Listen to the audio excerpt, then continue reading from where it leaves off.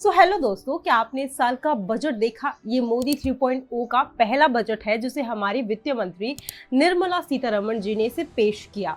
और उन्होंने इसी के साथ एक रिकॉर्ड भी बनाया कि वो पहली ऐसी वित्त मंत्री हैं जिन्होंने कॉन्टिन्यूअस 7 बार बजट का भाषण पढ़ा है, जिसमें काफी कुछ ऐसा है जो आपकी जिंदगी पर सीधा असर डालता है। आम आदमी बजट में यही देखता है कि क्या महंगा हुआ, क्या सस्ता हुआ, रेट गिरे या बढ़े, टैक्सेस पर छूट दी गई या नहीं।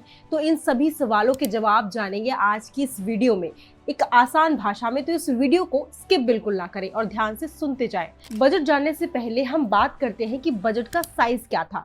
तो वो था 48 लाख करोड़ रुपए। निर्मला सीतारमण ने अपने भाषण की शुरुआत में ही कह दिया कि हमारा ध्यान गरीब, महिलाएं, युवा और अन्नदाताओं पर है, यानी वो 4 जातियां जिनका जिक्र प्रधानमंत्री नरेंद्र मोदी शुरुआत से ही करते आ रहे हैं। बजट 2024 में इन 4 जातियों के ऊपर खूब सारे प्रावधान है। नौकरियों की भी खूब बात हुई, उद्योग और स्टार्टअप्स के ऊपर भी बड़ी घोषणाएं की गई। तो चलिए आज मैं आपको इस बजट की कुछ खास बातें समझाती हूँ ताकि आप इसे आसानी से समझ सकें और अपनी योजनाएं बना सकें। तो सबसे पहले बात करते हैं एग्रीकल्चर सेक्टर की। सोचिए आप सब्जी मंडी में जाते हैं और सब्जियों की कीमतें जो है अचानक से बढ़ जाती हैं, तब कैसा लगता है? अच्छा नहीं लगता है ना। अभी भी ऐसी ही स्थिति है, खासकर खाद्य पदार्थों की महंगाई थोड़ी ज्यादा है, लेकिन सरकार का कहना है कि आने वाले समय में ये काबू में आ सकती है क्योंकि इस साल मॉनसून ठीक होने की संभावना है। तो थोड़ी राहत की उम्मीद रख सकते हैं। लेकिन इसी के साथ किसानों के लिए 1,52 करोड़ का फंड अलॉट किया गया है और टारगेट ये है कि अगले 2 साल में 1 करोड़ किसानों का नेचुरल फार्मिंग के बारे में सिखाया जाएगा। वहीं गांव के डेवलपमेंट के लिए भी बात की गई, जिसके लिए 2,66 करोड़ रुपए का अलॉट किए गए हैं। अब आ जाते हैं क्या सस्ता हुआ और क्या महंगा हुआ। अगर आप एक नया मोबाइल खरीदने की सोच रहे हैं तो ये बजट आपके लिए खुशखबरी लाया है। कस्टम ड्यूटी 15% कम हो गई है, जिसमें मोबाइल फोन सस्ते हो जाएंगे और मोबाइल फोन से जुड़े हुए इक्विपमेंट्स भी सस्ते हो जाएंगे, जैसे कि बैटरी हो गए या फिर मोबाइल चार्जर हो गया या फिर कोई भी अन्य छोटे छोटे इक्विपमेंट्स होते हैं वो सस्ते हो जाएंगे। इसी तरह हम सबको ये भी जानना होता है कि हमारे खर्चे पर क्या असर पड़ेगा, है ना।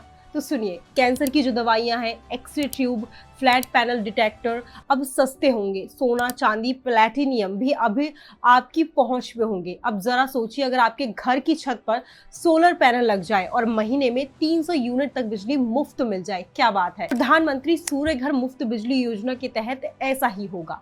इससे न सिर्फ बिजली बिल में बचत होगी बल्कि पर्यावरण के लिए भी अच्छा हो। तो अगर आप अपने घर में सोलर पैनल लगाने की सोच रहे हैं तो बिल्कुल सही समय है। और अब बात करते हैं आयकर की। बात करेंगे टैक्सेस की, जो हम सबके लिए एक बड़ा मुद्दा है। इस बार सरकार ने नई टैक्स स्कीम में कुछ बदलाव किए हैं जिससे आपकी जेब में थोड़ी ज्यादा बचत हो सकती है। अब 3 लाख रुपए तक की आय पर कोई टैक्स नहीं लगेगा और 3 से 7 लाख रुपए तक 5% टैक्स देना होगा। इसका मतलब है कि अगर आप नई स्कीम के तहत रिटर्न फाइल करते हैं तो आपको 17,500 रुपए तक की बचत हो सकती है। लेकिन अगर आप पुरानी स्कीम में हैं तो शायद आपको फायदा नहीं मिलेगा। अब सवाल उठता है कि कौन सी स्कीम बेहतर है। तो ये आपकी आय और खर्च पर निर्भर करता है, इसलिए अच्छे से सोच समझकर फैसला लें। टैक्सेस के इस बदलाव को लेकर आपकी क्या राय है, मुझे कमेंट सेक्शन में जरूर बताएं। अब अगर हम शेयर मार्केट्स की बात करें तो बजट के दौरान इसमें थोड़ी गिरावट देखी गई है। अगर आप भी मार्केट में निवेश करते हैं तो ये खबर आपके लिए थोड़ी निराशाजनक हो सकती है। सरकार ने शॉर्ट टर्म और लॉन्ग टर्म कैपिटल गेन्स के टैक्स में बदलाव किए हैं, जिससे आपकी बचत पर असर पड़ सकता है। सरकार चाहती है कि लोग अपनी बचत को खर्च करें और इकोनॉमी को सपोर्ट करें, इसलिए बचत पर टैक्स में खास राहत नहीं मिली है। खासकर कैपिटल गेन्स पर टैक्स बढ़ा दिए गए हैं, तो अपने निवेश के बारे में थोड़ा सोचें। अब आ जाते हैं अन्य राज्यों की। इस बार के बजट में बिहार और आंध्र प्रदेश को कुछ खास तवज्जो दी गई है। बिहार में इंडस्ट्रियल नोड, हाईवे और पुल निर्माण के लिए भारी निवेश होगा, जिससे वहां रोजगार के नए अवसर खुल सकेंगे। आंध्र प्रदेश की राजधानी अमरावती के लिए भी 15,000 करोड़ रुपए का फंड मिला है, जिससे वहां के इंफ्रास्ट्रक्चर में सुधार होगा। अगर आप इन राज्यों में हैं तो आने वाले समय में आप भी देखेंगे कि वहां विकास होने वाला है। अगर हम नौकरियों की बात करें और अगर आप एक नई नौकरी की तलाश में हैं तो ये बजट आपके लिए एक अच्छे मौके लेकर लेकर आया है, खासकर मैन्युफैक्चरिंग और सर्विस सेक्टर में, क्योंकि सरकार का पूरा फोकस मैन्युफैक्चरिंग और सर्विस सेक्टर को मदद करने में दिख रहा है। सरकार ने एक योजना शुरू की है जिसके तहत 1 लाख रुपए तक के वेतन वाले नए कर्मचारियों को सहायता मिलेगी। इसी के साथ सरकार एक नई स्कीम लेकर आई है। देश के 1 करोड़ युवाओं को टॉप 500 कंपनियों में इंटर्नशिप कराई जाएगी और 5,000 पर मंथ का स्टाइफंड भी दिया जाएगा। इसी के साथ अगर हम इसके बाद गरीबों के बारे में बात करें तो प्रधानमंत्री अन्न योजना, जिसे गरीबों को मुफ्त अन्न दिया जाता है, उसे 5 साल और बढ़ा दिया गया है। नौकरियों के बाद अब स्टार्टअप्स और बिजनेस के लिए भी खुशखबरी है कुछ हद तक।